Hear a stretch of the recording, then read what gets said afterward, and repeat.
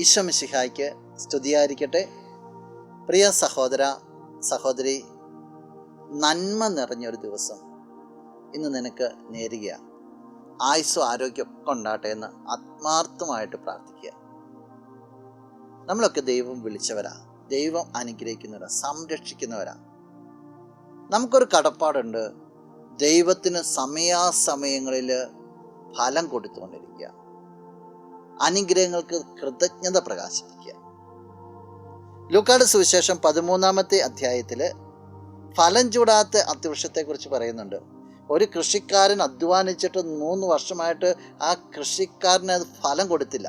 എന്നിട്ട് യജമാനൻ വന്നിട്ട് കൃഷിക്കാരനോട് പറയുകയാണ്, അതങ്ങ് വെട്ടിക്കളഞ്ഞേക്കാം. അപ്പോൾ കൃഷിക്കാരൻ യജമാനോട് പറയുന്നൊരു കാര്യമുണ്ട്. അതാണ് 13-ാം അധ്യായം 8-ാമത്തെ തിരുവചനം. കൃഷിക്കാരൻ അവനോട് പറഞ്ഞു, യജമാനനെ, ഈ വർഷം കൂടെ അത് നിൽക്കട്ടെ, ഞാൻ അതിൻ്റെ ചുവട് കിളച്ച് വളമിടാം. ഈ കൃഷിക്കാരൻ എന്നാ പ്രതീക്ഷിച്ചോ അതിലേക്ക് ലേശം സ്നേഹമോ കാരുണ്യമോ വൃക്ഷം കാണിച്ചില്ല. എന്നിട്ടും കൃഷിക്കാരൻ പറയാണ്, അതവിടെ നിൽക്കട്ടെ, ഞാൻ ഒന്നോടെ ഒന്ന് പരിശ്രമിക്കാം. അതാ നിന്റെ ദൈവം. നീ ഏത് രീതി പോയാലും ഫലം നൽകിയില്ല, നിന്റെ ദൈവം നിന്നെ വിടില്ല, നിന്നെ ചേർത്ത് പിടിക്കാനായിട്ട് ആഗ്രഹിക്കും. ഇന്ന് നീ ദൈവത്തിലേക്കൊന്ന് തിരിഞ്ഞു നോക്കണം.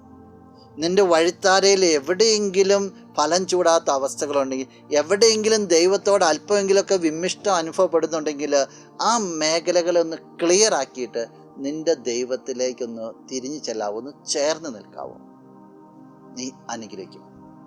നമുക്ക് പ്രാർത്ഥിക്കാം. കണ്ണുകൾ അടച്ചെന്ന് കരങ്ങൾ. നല്ലവനായ കർത്താവേ, നിന്നെ അങ്ങ് സ്തുതിക്കുന്നു, ആരാധിക്കുന്നു, മഹത്വപ്പെടുത്തുന്നു. നിന്റെ കൃപാവരത്തിന് പ്രത്യേകമായിട്ട് നന്ദി പറയുകയാണ്.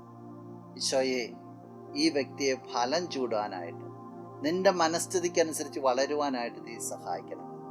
നിന്റെ നാമത്തിൽ ഈ ദിവസം അനുഗ്രഹിക്കപ്പെട്ട് സർവ്വവിധ നന്മകൾ കൊണ്ട് ഈ വ്യക്തിയെ നിറയ്ക്കണം, ഇപ്പോഴും എപ്പോഴും എന്നേക്കും.